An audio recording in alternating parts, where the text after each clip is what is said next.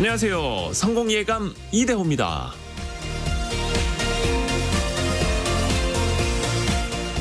어떤 분야에서 성공했다는 사람의 말을, 투자를 잘한다는 사람의 말을 우리는 너무 쉽게 믿는 경향이 있습니다.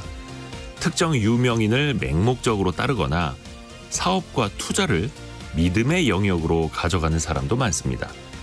그럴수록 이런 사람들이 노리는 사칭과 사기가 기승을 부리게 되죠.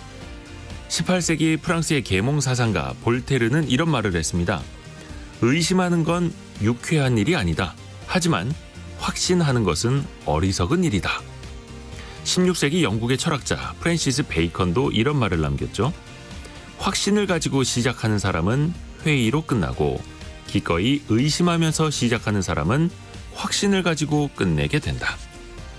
의심하는 것이 꼭 좋은 것만은 아닙니다만 기꺼이 의심하고 주체적으로 판단하려는 노력이 어우러질 때 그게 오롯이 나의 것이 될 수 있다는 점을 잊지 말아야겠죠.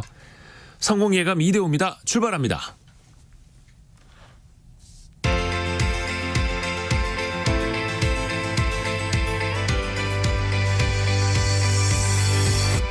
KBS 1라디오 성공예감 이대호입니다. 안녕하세요. 이대호입니다. 오늘은 2월 15일 목요일.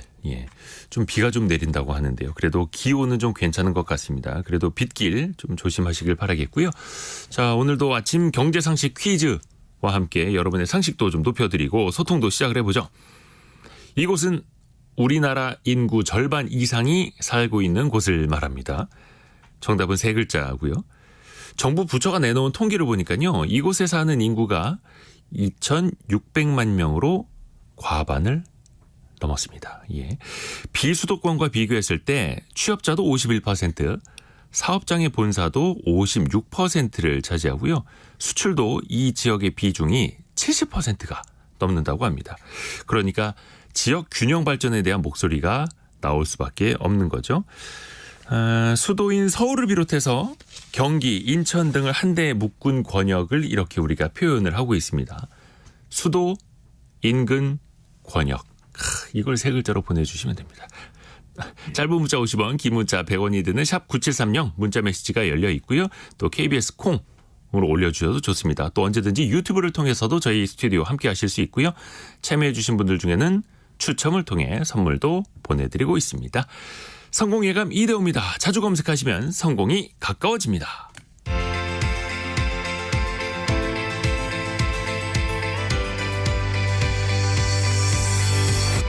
KBS 1라디오 성공예감 이대호입니다.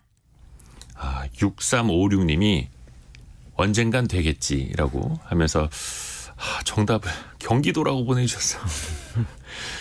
수도, 인근, 권역을 세 글자로 보내주셨는데 경기도는 아니고요.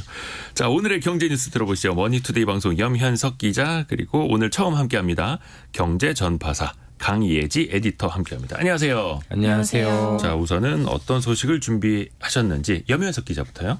네, 정부가 소상공인들을 위해 전기요금 지원 방안을 마련을 했습니다. 어떤 내용인지 한번 알아보고요.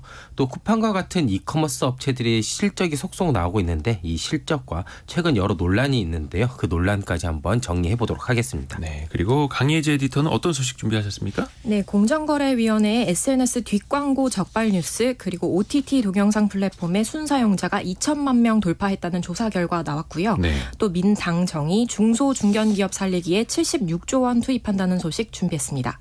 네, 자, 우선 염현석 기자부터 갑니다. 네. 소상공인에게 전기요금을 지원해준다. 이게 얼마 전부터 정부가 계속해서 이야기를 했던 건데 네. 이게 언제부터 접수가 되고 어떻게 시작이 되는 거예요? 네, 영세 소상공인들에게 최대 20만 원의 전기요금을 지원해주는 정책이 이제 곧 시행이 됩니다. 네. 이제 예산 규모가 2,520억 원입니다. 올해 한시적으로 마련된 특별 예산이고요. 오는 15일, 그러니까 오늘부터죠. 관련 사업의 공고가 되고 21일부터 순차적으로 신청을 받습니다. 이제 지원 대상은요, 공고일 기준, 그러니까 오늘 기준으로 활동 중이어야 합니다. 실제로 조금만 더 자세히 말씀드리면요, 사업자 등록증상 개업일이 작년 12월 31일 이전이어야 됩니다. 그러니까 작년 말 전에 개업을 하고 지금까지 현재 활동을 해야 되고요. 사업 공고일에 그 국세청 조회 기준으로 폐업 상태가 아니어야 합니다. 여기에 연매출이 3천만 원 이하여야 되고요. 사업장용 전기요금을 부담하는 이제 개인 법인 사업자가 신청을 할 수 있습니다. 근데 연매출 3천만 원 이하여야 한다. 네. 그 기준은 어떻게 잡힌 거예요? 네, 이게 조금 애매할 수도 있는데요. 네. 먼저 정부 설명을 그대로 한번 전해드리도록 하겠습니다. 전기요금 지원의 효용성을 높이기 위해 소상공인 중 이제 취약계층을 정할 필요가 있었다라고 합니다. 네. 그런데 우리가 통상 취약계층을 판단할 때는요. 중위소득의 하위 50%로 판단을 하게 된다고 합니다. 그러니까 평균 소득이 아니라 중위소득. 그러니까 소상공인 중에 정확하게 중간 그 소득의 절반 정도를 이제 판단을 하는 건데요. 보통 소상공인들의 평균 매출을 보니까요. 중위 매출이 한 6천만 원 정도로 집계가 됐다라고 합니다. 이 때문에 그 절반인 3천만 원을 기준으로 삼았고요. 예산을 근거로 한 이 지원 사업으로 이제 수혜를 받을 이제 분들이 한 126만 명 정도로 추산됐다고 합니다. 이제 다만 이 3천만 원 연매출을 산출하는 기준도 또 있습니다. 이제 사업 공고일 그러니까 오늘 기준 국세청 조회 기준으로 2022년 혹은 지난해 그러니까 2023년 연매출이 3천만 원 이하 그리고 영원보다는 많아야 됩니다. 이렇게 되니까 그러니까 작년이나 재작년에 한 번이라도 3천만 원 이하면 이제 대상이 되는 겁니다. 그리고 연매출은 국세청 부가가치세 신고 매출액을 의미를 합니다. 네, 또 작년에 개업하신 분들은 조금 더 주의를 하셔야 되는데요. 예를 들어 2023년 11월 15일 개업을 하신 분들 그러니까 작년 11월 15일에 개업하신 분들은 2024년 연매출 예를 들어 400만 원이라고 하면 이를 바탕으로 이제 연매출을 추산을 하게 되는데요. 연매출을 추산할 때 월매출 평균으로 추산을 하게 됩니다. 그러니까 11월 15일이어도 이제 400만 원이면 11월 매출 200, 12월 매출 200 그렇게 해서 200만 원씩 해서 연매출 2,400만 원으로 이렇게 평가받게 됩니다. 그럼 이게 어떤 방식으로 이루어지는지 지원이? 네, 이번 그것도 좀 사업은 알려주죠. 예. 1차와 2차 이렇게 두 번에 나눠서 이루어지는데요. 네. 한국전력과 직접 전기 사용 계약을 체결해서 직접 계약자가 되신 분이라 이제 직접 이제 얼마만큼 사용하겠다라고 체결하지 않고 내가 사용한 만큼 내는 이렇게 후불제로 내시는 분들이 있는데 이 두 부분이 조금 다릅니다. 이제 직접 계약자 같은 경우는요. 이제 오는 21일부터 4월 20일까지 두 달간 신청을 받고요. 최대 20만 원을 고지되는 전기요금에서 차감을 해줍니다. 근데 만약에 내가 20만 원이 전기요금이 안 나온다. 그러면 그 20만 원이 다 될 때까지 차감을 해줍니다. 이제 비계약자 는 이제 2차 시기인데요. 다음 달 4일부터 5월 3일까지이고요. 한국전력에서 나오는 이런 전기요금 고지서 같은 이런 증빙 서류를 제출을 하면요. 이제 20만 원까지 환급을 해줍니다. 이럴 때 또 문자 메시지로 전기요금 환급 받으세요. 전기요금 지원해 드립니다. 이거 피싱 문자, 네. 스미싱 또 엄청 나올 겁니다. 조심하셔야 될 텐데 네. 어떻게 신청하는지 그 구체적인 방법을 좀 알려주세요. 직접 신청하셔야 됩니다. 예. 이제 온라인으로 직접 신청을 하셔야 되는데요. 한글로 소상공인 전기요금 특별지원.kr을 이게 주소입니다. 아, 길어요. 네, 통해 신청을 할 수 있습니다. 소상공인 전기요금 특별지원.kr. 네. 이제 온라인으로 조금 신청이 어려우신 분들은요. 네. 소상공인 시장진흥공단 77개 지역센터에 방문하면 도움을 받을 수 있습니다. 네. 이제 자세한 정보는요. 오늘부터 중기부 누리집 공고문을 통해 확인할 수 있고요. 이제 홈페이지 확인이 조금 힘드신 분들은 소상공인 전기요금 특별지원 콜센터가 1533-0200 이거든요. 여기로 전화해 보시면 안내 받으실 수 있습니다. 직접 하셔야 됩니다. 지금 염현석 기자 말하는 동안에 제가 소상공인 전기요금 특별지원이라고 그 녹색 창에 검색을 해봤는데 바로 사이트는 안 나오는데요. 근데 .kr 이렇게 해서 네. 주소를 써서 들어가야 된다. 네. 복잡하네요. 이거 조금 단순하게 좀 해주셨으면 참 좋을 텐데. 아쉬움이 좀 있습니다. 네. 자, 강혜지 에디터가 골라온 경제 뉴스 한번 들어볼게요. 한동안 그 연예인들의 뒷광고 논란이 좀 있었잖아요. 본인의 뭐 유튜브라든지 SNS 채널에서 돈을 받고 광고를 하는 거면서도 마치 돈을 안 받은 것처럼 했던. 네, 맞습니다. 이제 인스타그램 같은 SNS에서 이런 뒷광고 이게 계속되나 봅니다. 네, 그렇습니다. 공정거래위원회가 소셜 네트워크 서비스에서 말씀하신 뒷광고로 의심되는 게시물을 2만 6천 건이나 적발했습니다. 이 뒷광고란 게 말씀하신 것처럼 게시물을 올리는 사람이 홍보 목적으로 기업에서 경제적 대가를 받고도 이를 제대로 표시하지 않은 기만적인 광고 행위를 말하는데요. 네. 그 매체별로 보면 사진이나 짧은 동영상을 올리는 인스타그램이 13,700건으로 가장 많았고요. 그다음 네이버 블로그 11,700건, 유튜브는 약 350건으로 각각 조사됐습니다. 요즘 1분 미만의 짧은 영상 콘텐츠들 많이 보시잖아요. 이런 숏폼에서 뒷광고도 약 700건 적발됐습니다. OTT 사용자도 같이 또 늘고 있는데 이 부분도 한번 살펴볼까요? 네, 소매시장 데이터 분석 업체 YG앱 리테일 굿즈가 우리나라 스마트폰 사용자를 표본 조사한 결과가 나왔는데요. 지난달 기준 온라인 동영상 서비스 OTT 앱 순사용자가 2,006만 명으로 집계됐습니다. 1년 전보다 약 7% 늘어난 수치인데요. 인당 평균 OTT 사용 개수는 2.3개로 집계됐습니다. 그러니까 넷플릭스나 쿠팡플레이, 티빙, 웨이브, 디즈니 플러스 같은 동영상 서비스를 한 사람이 2개 이상은 구독하더라라는 의미인데요. 불과 5년 전에는 사실 한 명이 구독하는 OTT 개수가 평균 1개 정도에 불과했었습니다. 구체적으로 말씀을 드리면 2019년에는 평균 1.3개 구독했었는데 2022년에는 1.9개로 또 작년에는 2개로 점점 늘어나는 추세가 나타나고 있습니다. 이렇게 왜 이런 현상이 나타나느냐 그 배경에 대해서는 볼거리가 많아지면서 OTT 유목민이 많아졌기 때문이다라는 분석이 나왔는데요. 보고 싶은 킬러 콘텐츠가 출시되는 데 따라서 소비자가 여기저기 OTT 앱을 가입했다가 해지하는 걸 반복했다는 뜻입니다. 아하, 아무래도 경제적인 좀 비용 부담이 커질수록 이거 봤다가 또 해지했다가 볼만한 콘텐츠 있을 때 또 다시 가입했다가. 네, 그렇습니다. 이걸 그래서 좀 구독 유목민이라고도 표현을 하는 거고요. 네. 자, 염현석 기자에게 다시 갑니다. 네. 전자상거래라고도 부르고 네. 이커머스 업체라고도 하는데 네. 이커머스 기업들의 수익성이 좀 나아졌습니까? 네, 전반적으로 조금씩 개선이 되고 있습니다. 먼저 실적 개선이 이제 눈에 띄게 된 곳 위주로 말씀을 드리면요. G마켓이 지난해 4분기 2억 원의 영업이익을 거뒀습니다. 네. 2억 원의 영업이익 별로 안 크다라고 볼 수 있는데 8개, 그러니까 8개 분기 만에 흑자 전환입니다. 2년 만에 흑자를 본 겁니다. 이 때문에 1년간 영업 소실도요. 절반 정도 줄었고요. 컬리 같은 경우에는 지난해 12월과 지난달, 그러니까 12월 1월에 2개월 연속 세금, 이자, 감가상각전 영업이익, 우리가 흔히 이제 에비타라고 하죠. 네. 이 에비타 흑자를 기록을 했습니다. 2015년 이후 월간 기준으로 첫 흑자입니다. 우리가 에비타 흑자란 말을 하면 어떻게 이해하시면 되냐면요. 영업 활동을 통해 이제 돈을 벌기 시작했다라는 의미가 되는 겁니다. 그러니까 이제 곧 영업이익도 날 수 있는 단계다라고 보시면 됩니다. 그리고 이제 쿠팡 이제 제일 큰 이커머스 업체인데 지난해 3분기까지 매분기 1,000억 원이 넘는 영업이익 흑자를 기록했습니다. 네. 누적 흑자가 4,500억 원대인데요. 4분기에도 비슷한 규모의 흑자를 달성할 것으로 추정되고 있고요. 신세계나 롯데 등 대형 유통업체 이커머스 업체들도요. 영업 손실을 대폭 줄였습니다. 그러면은 어떻게 보면 이게 실적이 좀 개선된 이유, 비용을 좀 줄였다. 또 다른 네. 이유도 좀 한번 찾아볼까요? 네, 역시 비용 절감입니다. 예. 사실 우리 경제가 소비가 많이 좋지 않잖아요. 이런 경우에 실적이 개선된 거는 이커머스 업체들 비용 절감입니다. 고물가가 이어지는 상황에서요.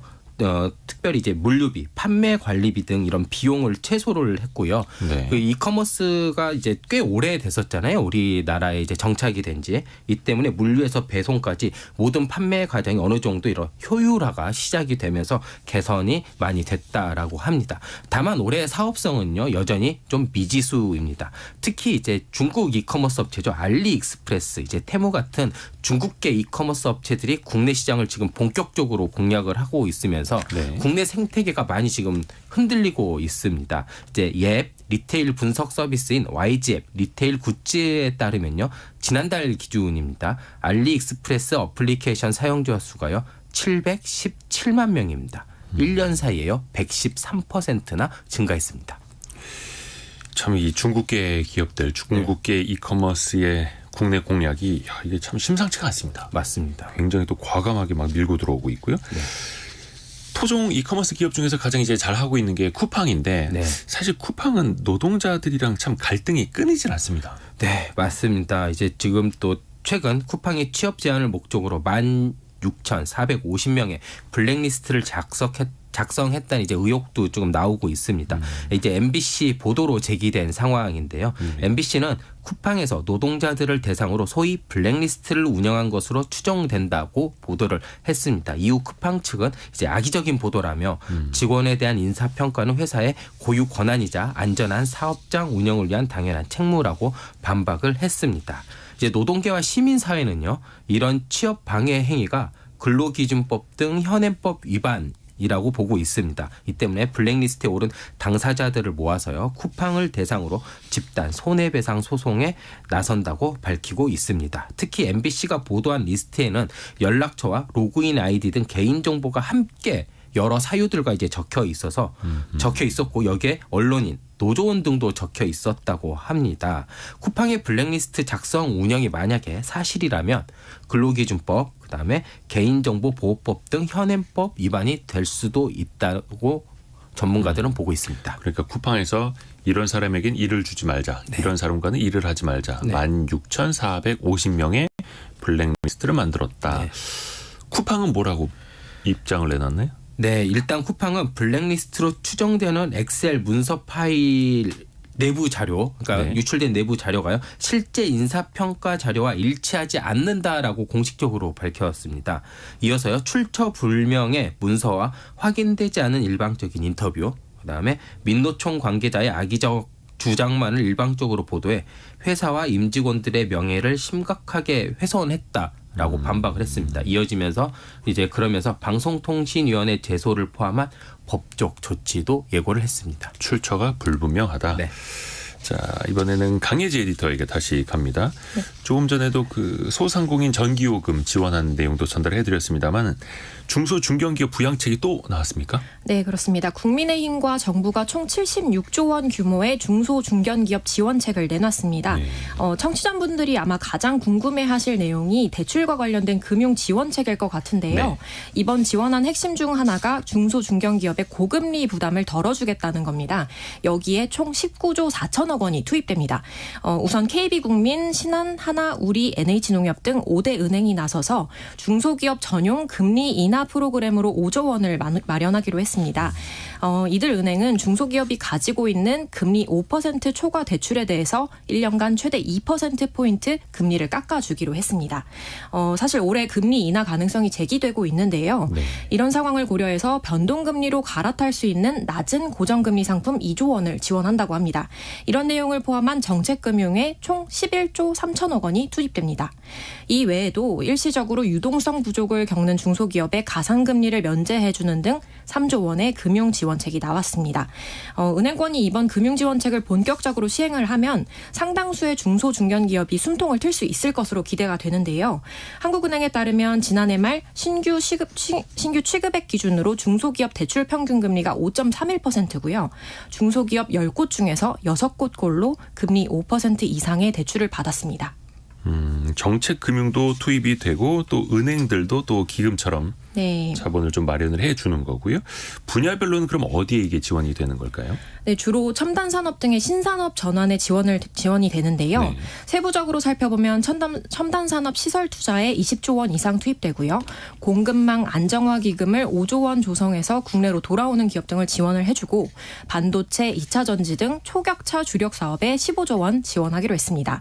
또 첨단 전략 산업을 영위하는 중소 중견기업이 빠르게 변화하는 환경에 대응하고 또 미래 먹거리를 준비할 수 있도록 하겠다라는 것이 이번 부양책 취지입니다.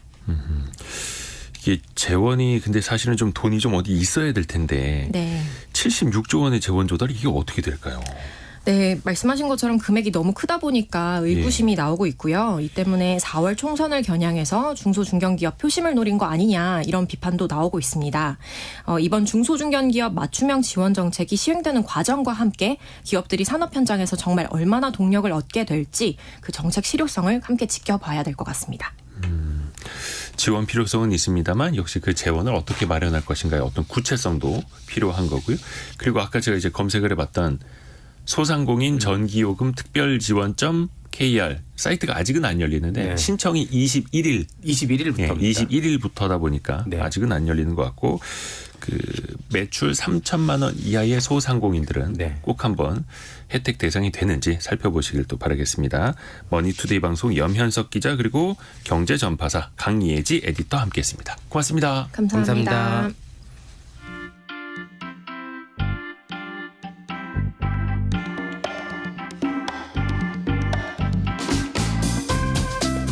지금 여러분께서는 KBS 일라디오 성공예감 2대호입니다를 듣고 계십니다. 참여해주신 여러분께는 추첨을 통해 아름다운 식탁 창조 주비푸드에서 자연에서 갈아 만든 생와사비를, 쉽고 빠른 판촉물 제작 시너지 기프트에서 대용량 에어프라이어를, 그리고 성공예감에서 준비한 커피 쿠폰을 보내드립니다. 당첨자는 성공예감 2대호입니다 홈페이지에서 확인하세요.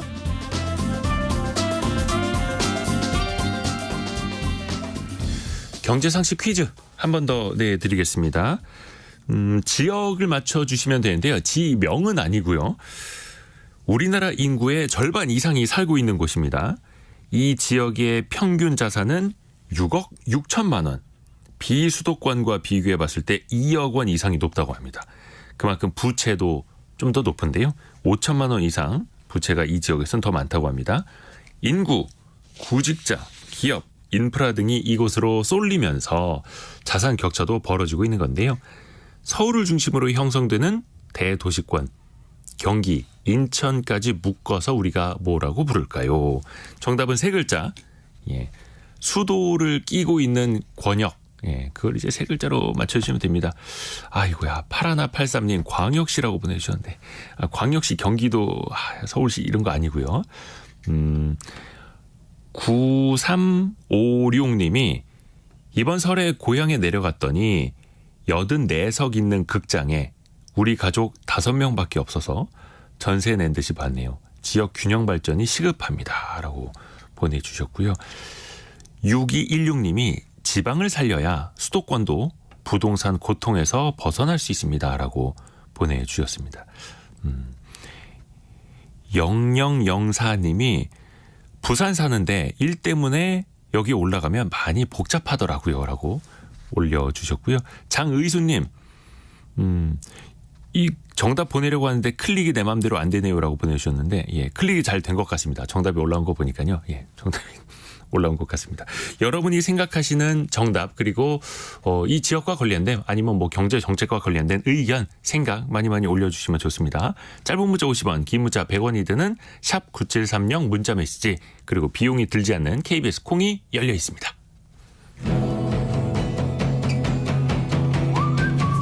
오늘의 움직임에 주목하고 세상의 흐름을 놓치지 않습니다.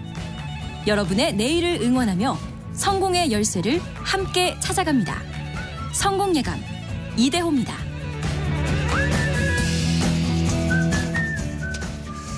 기름값이 한창 참 안정돼 있었는데요. 근데 최근에 그 주유소 가보신 분들은 느끼셨겠습니다만 최근에 기름값이 좀 다시 올랐습니다. 오늘 아침 기준으로 보면요. 휘발유 가격이 전국 평균 1,612원, 경유값은 1,515원, 좀 오른 가격인데요. 또 이달 말, 2월 말로 유류세 인하 조치가 종료될 예정이거든요. 아마 운전하시는 분들 좀 걱정이 많을 텐데요. 한번 좀 같이 살펴보죠. 유가 전망과 각종 정책에 대해서요. 인하대학교 에너지자원공학과 강천구 초빙 교수를 전화로 연결합니다. 교수님 안녕하세요. 네, 안녕하세요. 사실 국제유가 보면요. 최근에 배럴당 70달러대에서 80달러대 초반까지 조금 올랐더라고요. 그렇죠. 그런데 중동의 전쟁이 발발한 것도 꽤 몇 달이 지났고 그동안에는 70달러 초반에 좀 안정이 되다가 왜 최근에 다시 유가가 오르고 있을까요? 그러니까 이제 말씀하신 대로 이제 러시아 우크라이나 전쟁이 벌써 2년 돼서 장기화되고 있잖아요. 네. 그리고 또 이스라엘하고 하마스 전쟁도 지금 계속 장기화 추세로도 들어가고 있고요. 그다음에 또 이제 중동 쪽에 그 홍해 해운 물류 사태가 이게 금방 끝나지 않고 또 장기화적으로 흘러가고 있거든요. 네. 그래서 초기에는 이런 새 어떤 러시아 하마스나 아니면 이스라엘 하마스나 러시아 우크라이나 전쟁인데 그렇게 길게 가지 않을 거라고 생각해서 원유가가 이렇게 크게 오지는 않았어요. 그런데 이게 장기화되게 보니까 불가피하게 이제 미국이 이제 원유 생산을 늘려두고 있지만은 우방국에게 원유를 끝까지 많이 조달할 수 있는 그런 체제가 못 되고 있거든요. 그래서 이제 서서히 급격하게 원유가가 올라가지는 않지만은 아마도 올 2, 4분기부터는 조금씩 오를 수밖에 없는 그런 분위기가 조정되고 있습니다. 아하. 지정학적 문제가 터진 지가 오래됐는데 그게 끝나지 않고 계속해서 더 장기화되고 있고. 그렇죠.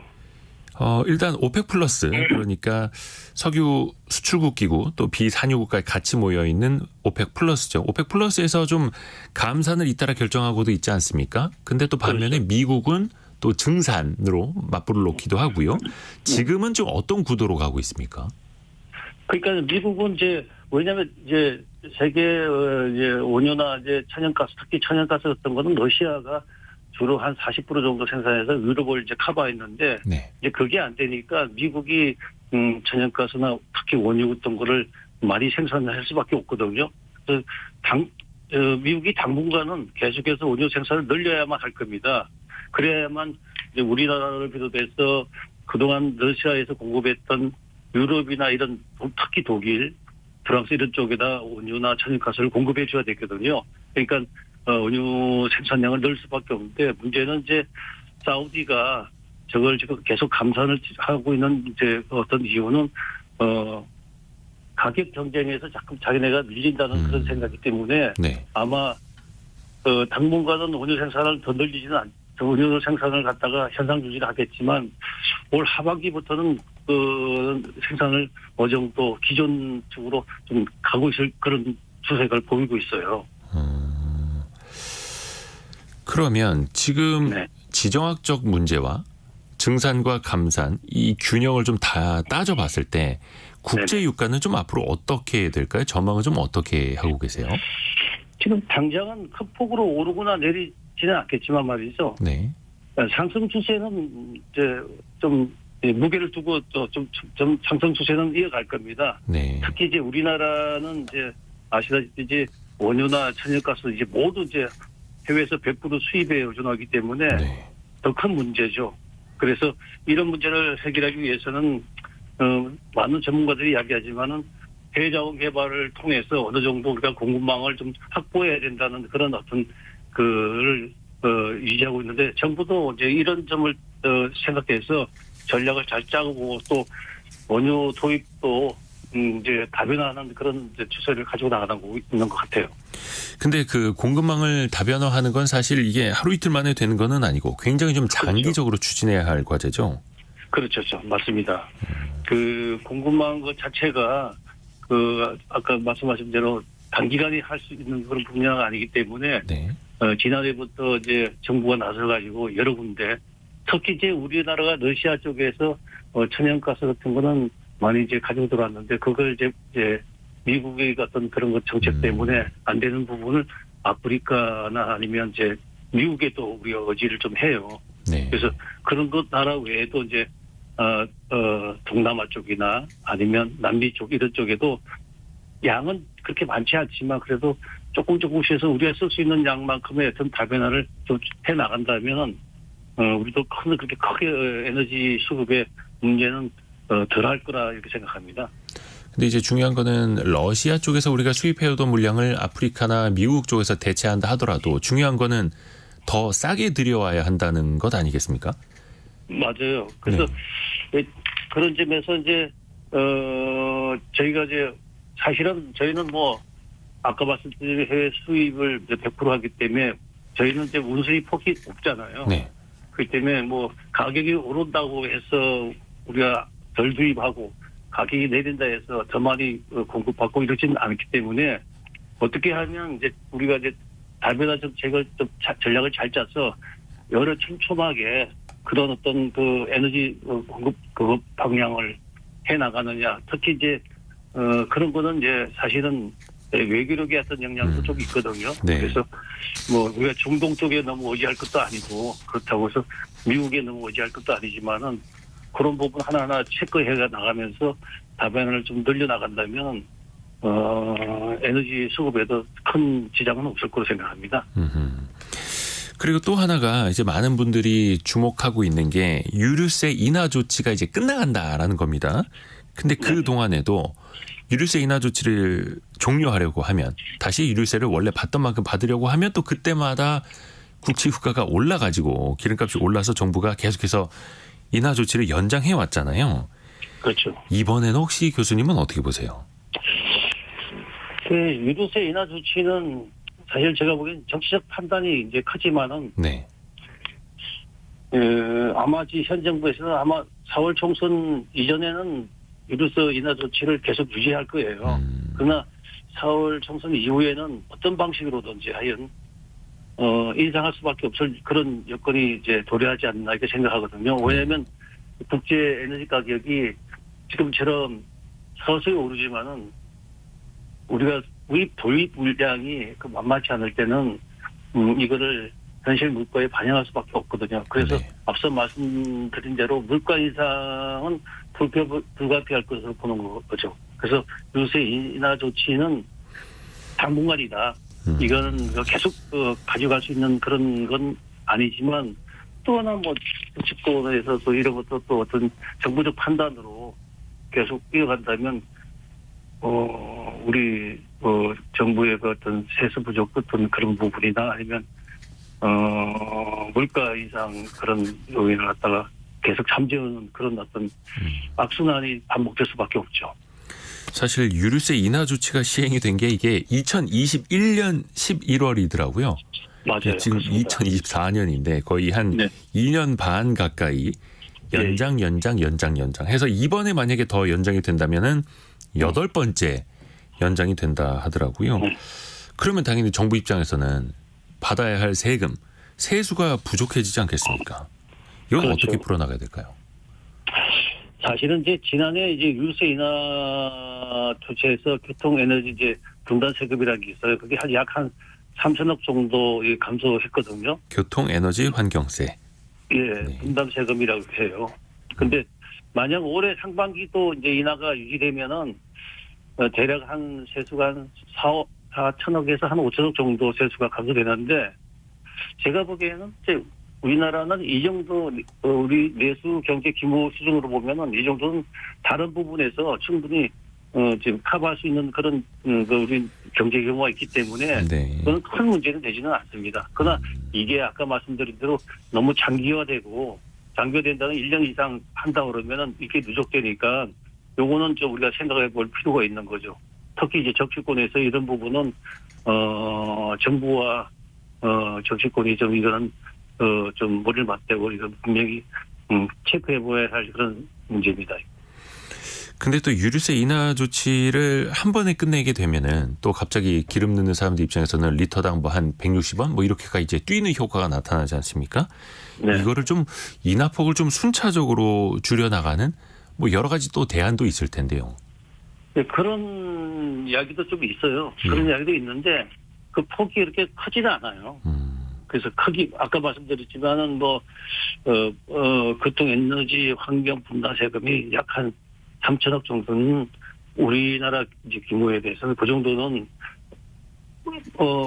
예를 들어서 지방에 다리 하나 안 놓아도 한 2, 3천억 정도 되잖아요. 네. 그래서 그 정도의 우리 기계 규모가 있기 때문에 이런 부분에서 거기서 커버하는 그런 부분은 좀 덜할 거라고 이제 정부도 이제 그렇게 보고 있는 거죠. 그러나 아까 말씀드린 대로 이게 좀 장기화되어 오르면은 문제는 되는 거죠. 그리고 무엇보다도 이렇게 유류세 인하 이런 게 장기화되면 국민들이 에너지 절약에 대한 어떤 그런 부분을 조금 등한시돼요. 이제 그런 부분은 좀 정부가 좀 눈여겨봐야 될 필요가 있죠. 가격이 올라서 혹은 유류세 인하 조치가 종료가 되면 기름값이 비싸서 에너지를 더 절감하려는 그 노력이 또 생겨날 수도 있는 거고요. 뭐 경제가 그렇죠. 그런 이제 순환과 균형을 통해서 돌아가는 거니까요. 맞습니다. 또 한편에서는 주유소들이 많이 또 폐업을 하고 있더라고요. 거의 매년 평균 150여 곳이 문을 닫고 있다고 하는데요. 왜 이렇게 많이 주유소가 문을 닫고 있을까요? 문제는 이제 친환경차로 대표되는 이제 전기차가 이제 차츰 더 많이 늘어나는 게 첫째 가장 큰 원인이고, 네. 두 번째는 이제 저도 직접 느끼지만 제가 지금 살고 있는 저희 집에서 반경 한 400m 거리에 주유소가 한 4개가 있어요. 이게 사실은 우리 차량 보유대수나 아니 차량 운행대수에 비해서 주유소가 너무 많은 거예요. 네. 그게 뭐냐면 그거 예전에 이제 주유소 하나 하면 부자고 그렇죠. 주유소 하면 탄탄하게 뭐 경기 이렇게 생각했는데 지금은 그게 아니거든요. 결국은 이제 그겁니다. 지금 물론 이제 직영 주유소하고 알뜰 주유소 간의 어떤 공급 차이도 좀 있지만 이거는 큰 문제는 아니고 결국은 이제 주유소 간의 가격 경쟁 그리고 서비스 여기에서 이제 살아남는 주유소가 있고 또 폐업하는 주유소가 있고 이렇게 이제 이게 쉽게 얘기하면 교통 정리를 하는 거죠. 이제 그런 점에서 그 사실 정부가 그거는 뭐 어떻게 개입할 수 있는 부분이 아니기 때문에 그런 거는 아마 자연스럽게 아까 말씀드린 가격 경쟁이나 서비스 쪽에서 도태하는 그런 주소가 있고 또 계속 유지하는 그런 주소가 있기 때문에 이거는 그런 문제로 접근해 들어가는 게 맞을 것 같습니다. 경쟁은 치열해지고 있고 친환경차 보급이 또 늘고 있고 주유소들이 그렇죠. 참 이래저래 어려운 상황인데요. 근데 아예 그 폐업을 하지는 않고 휴업 상태에 있는 주유소가 전국에 2,400여 개나 있다 하더라고요. 여기는 그럼 어떻게 뭐 방치가 되고 있는 겁니까? 왜 이렇게 폐업이 아니라 휴업 상태인 걸까요? 이제 주유소는 이렇게 보시면 됩니다. 네. 다른 업종하고 다르게 해서 업종 특성상에 이제 지하에 기름 탱크를 갖고 있어요. 이제 만약에 이제 폐업 시에는 이제 아까 말한 토양 오염 정화 작업을 해야 되거든요. 단지 다른 폐업 업종보다는 훨씬 많은 이제 비용이 듭니다. 대략 아마 최소 한 작게는 이제 1억 원에서 많게는 한 3억 정도 이제 다른 업종 폐업보다 이게 더 비용이 더 들어가는 거 또 환경에 대해 상당히 그렇게 문제가 되거든요. 네. 그래서 업주 입장에서는 장사가 안 돼서 폐업하는데 막대한 이제 돈까지 들어가면서 손을 해야 되니까 이거 사실은 폐업한다 해도 손을 어떻게 할 수 없는 그런 방법이 있죠. 이런 부분은 이제 정부가 좀 나서가지고 그 토양 오염 비용 등 세금 쪽에서 이제 완화시켜주는 이런 것도 하나의 대안입니다. 왜냐하면 주유소 등록도 정부가 상당히 규제를 강화해가지고 신규 업종으로 이렇게 해주거든요. 네. 그렇기 때문에 그런 점에서 정부가 조금 이거는 나서줄 필요가 있는 거고 또 폐업 부지는 전기차용 충전기로 이제 활용하는 것도 좋을 것 같아요. 그런 게 한 몇 군데 좀 있거든요. 왜냐하면 일반적으로 이제 지금 주유소 부지는 차량이 많이 다니는 곳이기 때문에 네. 이거를 이제 충전소, 전기차 충전소 이런 거로 좀 전화하면은 거기는 충전소가 있다는 이런 의식이기 때문에 결국 이 문제도 이제 정부가 좀 나서가지고 전기차 충전소의 그 규제 같은 것도 좀 완화해주고 지원도 이렇게 따라주면은 일반 주소들이 충전소 쪽으로 이렇게 또 업종 변환도 할 수 있는 어떤 그런 계기도 될 수 있으니까 결국은 이제 정부가 어떻게 이제 규제나 아니면 지원이나 이런 걸 갖다가 컨트롤 하느냐에 따라서 이런 것도 폐업 어떤 그런 것도 좀 완화될 수 있는 그런 부분도 있죠. 네. 주유소들은 폐업을 하는데도 최소 1, 2억 원이 든다. 아이고 참 그렇죠. 양쪽으로 어려운 상황입니다. 오늘 인하대 에너지자원공학과 강천구 조빈 교수 통해서 도움 말씀 들어봤습니다. 고맙습니다. 감사합니다. 자, 라디오 정보센터 가서 뉴스도 한번 정리해 보겠습니다. 대한의사협회 비상대책위원회는 정부의 의대 증원 정책을 규탄하기 위해 오늘 전국 12개 시도에서 지역별로 총궐기 대회를 개최한다고 밝혔습니다. 전공의단체 회장은 수련을 포기하고 사직하겠다는 뜻을 밝혔습니다. 오늘 새벽 2시 46분쯤 포스코 포항제철소에서 불이 나 소방당국이 소방차 27대와 인력 83명을 투입해 약 3시간 만에 불을 껐습니다. 경찰과 소방당국은 정확한 화재 경위와 피해 규모를 조사 중입니다. 정부가 과일과 오징어 등 가격이 많이 오른 농축수산물 할인을 위해 2달 동안 약 300억 원을 지원하기로 했습니다. 지금까지 라디오 정보센터 뉴스 정한나였습니다. 장사하시는 분들 아니면 조그맣게라도 이제 사업을 하시는 분들 참 고민이 드는 지점이 이겁니다. 내가 참 월세 비싸게 내고 있는데 매장 한 평이라도 진짜 손바닥만큼이라도 알뜰하게 이 공간을 써야지. 우리 식당에는 테이블이랑 의자를 몇 개나 놓으면 좋을까? 아니면 제품 전시를 어떻게 해놔야 사람들이 더 좋게 봐줄까? 참 고민이 드는데요. 여기에 소비자들의 심리를 잘 알아야겠죠. 행동경제학으로 풀어봅니다. 행동경제학개론 국민대 경영학과 주재우 교수와 함께합니다. 안녕하세요. 네, 안녕하세요. 반갑습니다. 우선은 네. 잘 되는 매장, 사람들이 뭔가 좋게 보는 매장, 아니면 비싼 제품을 파는 매장의 네. 공통점을 한번 좀 살펴볼 수 있을까요? 굉장히 제품을 비싸게 팔거나 네. 굉장히 비용을 비싸게 차지할 수 있는 그런 공간들은 잘 생각해 보면 의외로 공간 안에 물건이나 무언가가 많이 없는 경우들이 있습니다. 그래서 공간 자체가 약간 텅 비어 있다라는 느낌을 주는 공간들이 꽤 있어요. 오히려 공간이 많이 비어 있다고요? 네. 그래서 의외로 공간이 많이 비어 있는 공간들 중에 예를 들면 뭐 뉴욕 같은 데 있는 뭐 하룻밤에 90만 원쯤 하는 호텔들 같은 데 가보면 침대 하나랑 아주 좋은 스피커 하나만 덩그러니 있고 그냥 이게 큰 그냥 공간만 비어 있는 경우들도 있고요. 호텔 같은 데도 그렇고 또 비행기 안에도 보면 공항에도 보면 라운지 같은 데도 굉장히 좋은 데는 실질적으로 사람 별로 없는 아주 텅 빈 공간인 경우들도 있고 또 야구장도 스카이박스처럼 비싼 돈을 내고 가보면 의자만 덩그러니 있는 경우들이 있습니다. 그게 어떻게 보면 의도된 걸 수 있겠네요. 그렇죠. 그걸 왜 그렇게 의도했는지 어떤 효과가 있는 건지 오늘 이제 배워갑니다. 이제부터. 네. 그러면 공간을 최대한 넓게 쓰고 그 안에 넣어놓는 제품이나 아니면 뭐 가구나 좀 가짓수를 좀 줄여놓으면 사람들 입장에서 이게 심리적으로 이 공간이 조금 더 비싸 보이네, 있어 보이네 이렇게 느끼는 걸까요?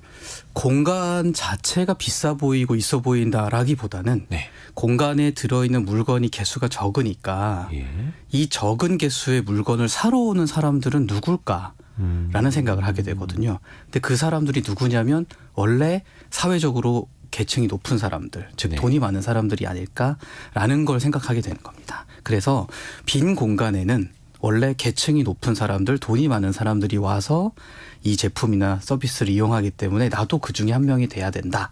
그래서 앞에 보이는 물건이나 공간이 더 비싸 보이는 게 아닐까라는 생각을 인간들은 의도적으로 하게 된다는 거죠. 그러니까 막 사람들이 진짜 막 옆에 사람 막 어깨가 닿을 정도로 막 있는 공간과 그래도 좀 여유가 있는 공간에 놓인 제품을 봤을 때 사람들의 생각이 달라진다. 그렇죠. 비어있는 공간에 있는 제품을 보면 원래 돈이 많은 사람들이 와서 샀을 거야 라는 생각이 들기 때문에 저것도 좀 비싼 게 아닐까라는 생각을 하게 된다는 겁니다. 넓은 공간에 진짜 뭐 멋있어 보이는 제품 하나만 가운데에 딱 올려져 있으면 왠지 더 비쌀 것 같고 왠지 더 있어 보이고 더 돈 많은 사람들이 와서 살 것 같은 그런 공간감을 또 느끼는 거네요. 그렇죠. 공간 자체가 주는 가격이 생겨버리는 거죠. 그래서 이 연구가 하나 있습니다. 똑같은 공간에 많은 사람을 집어넣고 똑같은 공간에 적은 사람만 집어넣고 공간 자체가 얼마나 혼잡한지를 딱 바꾼 다음에 조작을 한 다음에 사람들한테 브랜드나 색깔 같은 정보가 전혀 없는 구두 박스를 하나 보여주고 이 구두가 얼마쯤 할까요? 사겠습니까? 하고 물어보면 혼잡도가 훨씬 낮은 텅 빈 공간에서는 사람들이 이 구두가 비싼 것 같아. 그리고 나는 더 많이 돈을 주고 살 것 같아라는 얘기를 하고요. 혼잡도가 높은 사람이 아주 많은 공간에서는 저 구두는 별로 비싼 것 같지 않다. 살만하다라는 생각을 한다라는 거였습니다. 그래서 해당하는 구두 자체에 대한 가격을 예상해 볼 때 공간이 비어 있으면 구두 자체가 비싸 보일 것이다 라는 예상을 하고 나도 그래서 돈을 더 많이 내야 되겠다라는 생각을 한다라는 게 연구 결과입니다. 이야, 똑같은 구두인데도 똑같은 구두이고 정보가 별로 없는데 사람들이 그렇게 예상하는 거고요. 그러니까 그 구두가 누가 만든 거고 어디 브랜드 제품이 이런 정보는 하나도 주지 않고 그냥 좀 혼잡한 공간과 네. 정말로 좀 여유 있는 공간에 똑같이 놔뒀을 때 그 구두에 대한 가격을 책정하는 것도 그렇고 사고 싶은 심리도 그렇고요. 그렇죠. 그래서 지금 말씀드린 것처럼 구두처럼 이 제품이 정확하게 뭐지? 이게 얼마짜리지? 라는 걸 모르는 상황에서는 텅 빈 공간에 두면 있어 보이고 좋아 보이는 효과를 확실하게 누릴 수 있는 거죠. 그래서 그 면세점이나 아니면 백화점 1층에 있는 그 고가품 매장에 가보면 그래도 공간감이 더 느껴지게 그렇죠. 디스플레이를 해놓은 것도 그런 이유일까요? 그래서 예, 맞습니다. 넓게 공간을 쓰려는 브랜드나 제품일수록 저 브랜드나 제품은 좀 고가품일 거야, 사치품일 거야 라는 생각을 사람들은 은연중에 하게 되죠. 그러네요. 그리고 또 그 이른바 명품이라고 하는 그 매장들에 사람들도 한꺼번에 막 수십 명씩 들여보내질 않고 그렇죠. 한정적으로 한 번에 들어갈 수 있는 고객 뭐 10명씩 이렇게 해서 줄을 세워놓고 네. 한 명 나오면 한 분 들어가세요. 그렇죠. 이런 식으로 하잖아요. 예.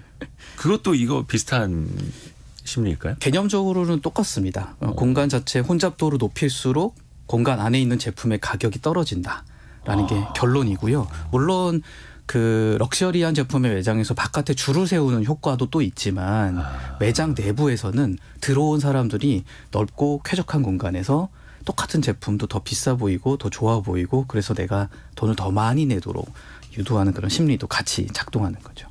그러네요. 그 몇백만 원짜리 백을 파는 공간에 돗대기 시장처럼 사람들이 막 와글와글거리면 약간 빨리 나가고 싶을 수도 있고. 그렇죠. 그러네요. 그러면 장사를 하시는 분들 입장에서는 네. 이거를 좀 어떻게 해볼 수 있을지 왜 속된 말로 그 미니멀리즘이라고 해서 그렇죠. 가구 수도 좀 줄이고 이런 것들이 한동안 좀 유행을 했었잖아요. 그렇죠.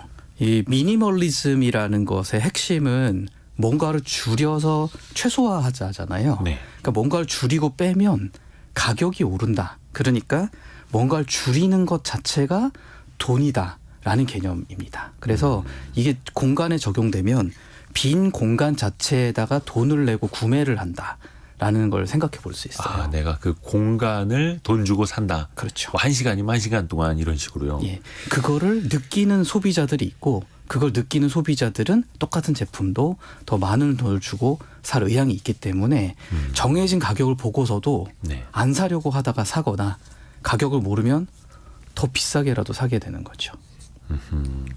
근데 이게 참 자영업 하시는 분들 입장에서는 여기 한 달 월세가 얼마인데 그렇죠.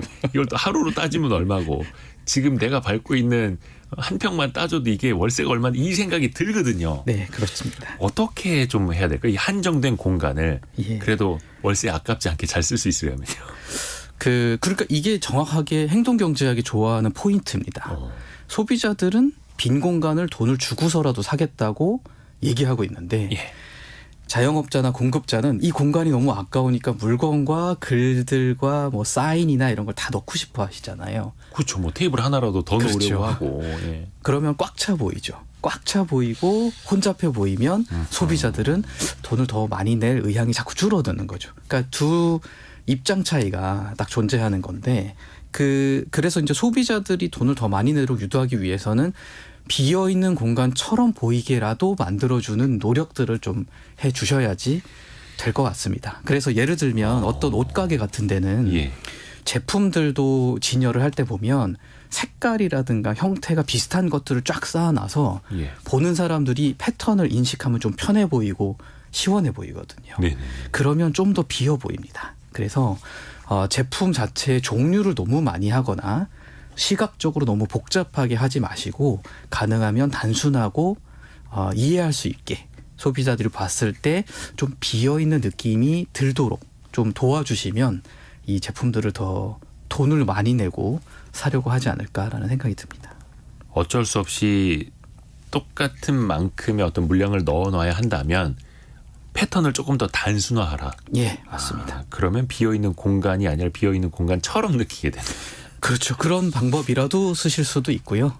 아까 말씀하신 것처럼 그런 고가품이나 사치품 매장처럼 입장하는 사람들의 수를 제한해서 실제로 혼잡도를 낮추는 것도 하나의 방법이라고 생각이 됩니다. 가끔 요즘에 식당 같은 데 가면 한두 테이블 정도 비워두고 일부러 안에 있는 사람들이 좀 편안하게 느끼도록 만드는 데도 있고요. 네. 어떤 테이블은 옆에 큰 나무 같은 걸 갖다 놔서 편해 보이게 할 때도 있습니다. 요거는 이제 그 장사하시는 사장님들의 전략이고 선택일 수는 있겠는데 네. 일단은 한 공간에 많이 들어오게 할 것이냐 아니면 조금은 여유를 두더라도 장기적으로 손님들을 좀 꾸준히 받을 것이냐 네. 선택을 좀 해야겠네요. 근데 같은 손님이라고 해도 같은 공간에 뭐 테이블이 10개가 있다. 어떤 사람은 이게 꽉 찼다고 느낄 거고 어떤 사람은 좀 여유가 있다고 느낄 거고 손님마다 또 느끼는 게 다를 수 있잖아요. 그렇죠.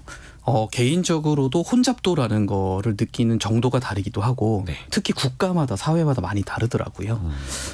제가 예전에 연구년으로 잠깐 덴마크 코펜하겐에 있을 때 예. 어떤 쇼핑몰에 갔더니 거기는 인구가 너무 적어서 건물 자체에 사람이 몇 명이 없어가지고 처음에 너무 좋았는데 나중에 약간 무섭더라고요. 그러니까 혼잡도가 너무 극도로 낮아져서 아주 텅 비면 이제 저희처럼 아시아에서 사는 예. 사람 많은 동네에 있는 사람들은 그걸 좀 거꾸로 무서워할 수도 있고요. 반대로 거기 사는 사람들이 한국에 와서 코스트코 같은 매장에 가면 네. 줄 엄청나게 서 있잖아요. 네. 그런 데 가면 너무 힘들죠. 그러니까 이게 혼잡도에 대한 개인별, 국가별, 사회별 기준점이 조금씩 다르기 때문에 네. 정해진 혼잡도보다 조금만 낮추려는 노력이 가장 좋을 것 같습니다. 정해진 혼잡도보다 조금 더 이제 혼잡도를 낮추는 예. 그거 하나로 내 가게에 내 제품의 인식이 또 달라질 수 있으니까요. 맞습니다. 그래서 우리가 행동경제학을 배우는 겁니다. 자, 국민대학교 경영학과 주재우 교수와 함께했습니다. 고맙습니다. 감사합니다. 감사합니다. 저희가 2부에서는요. 이제 곧 봄 이사철 돌아오는데 부동산 시장 사정이 참 지금 어렵죠. 부동산 시장 같이 한번 점검해 보시죠. 잠시 뉴스 들으시고요. 10시 5분에 돌아오겠습니다.